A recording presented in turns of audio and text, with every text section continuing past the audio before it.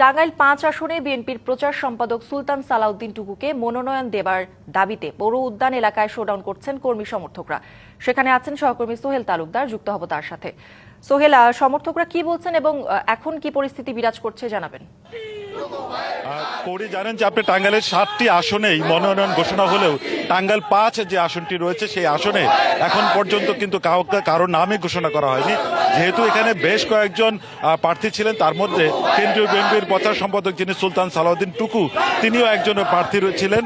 এখানে যারা নেতৃবৃন্দ যারা আছেন তারা এটা বলছেন যে তারা টুকুবার পক্ষে স্লোগান দিলেও তারা বলছেন যে তারা কোনো বিক্ষোভ মিছিল করছেন না। তারা বলছেন যে তারা এখানে তার পক্ষে যে তার যে জনসমর্থন রয়েছে সেই জনসমর্থনটাকে তারা জানান দিচ্ছেন। আমরা এই বিষয়ে কথা বলবো যে এই টুকুবার যে টুকু সুলতান সালাউদ্দিন টুকুর যারা নেতৃবৃন্দ রয়েছেন তারা যার পক্ষে রয়েছেন। সানু, আপনি একটু বলবেন যে কেন আপনারা আজকের এই শোডাউন করছেন বা কি কার্যক্রম করছেন? সুলতান সালাউদ্দিন টুকুর মনোনয়নের প্রাপ্তির ব্যাপারে আপনাদের কি বক্তব্য? আমরা আজকে সারাদিন দেশনায়ক তারেক রহমানের নির্দেশে আমরা আজকে সারাদিন ব্যাপী সকাল থেকে আমরা লিফটের বিতরণ করেছি বিভিন্ন মাঠে। আমরা টাঙ্গাইল সদরের মানুষ, টাঙ্গাইল পৌর এবং থানার প্রত্যেকটা মানুষের প্রাণের দাবি সুলতান সালাউদ্দিন টুকুকে নমিনেশন দেওয়া হোক। কারণ টুকু ভাই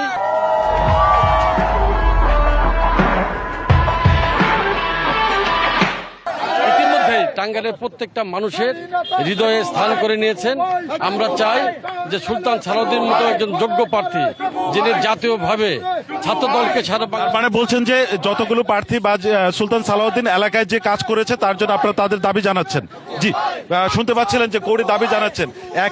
একই ধরনের কার্যক্রম কিন্তু এই শহর যে জেলা বিএনপি সাধারণ সম্পাদক রয়েছেন ফরহাদ ইকবাল, তারও একটি এরকম শোডাউন হওয়ার কথা রয়েছে। আমরা এই কারণে কিন্তু টাঙ্গাইলের যে একটু রাজনীতির মধ্যে আমরা একটা উত্তেজনা দেখছি, সে বিষয়টি দেখা যাক যে নমিনেশন ঘোষণার আগ পর্যন্ত সেটা কোন পর্যায়ে গিয়ে দাঁড়ায়। সোহেল, ধন্যবাদ আপনাকে।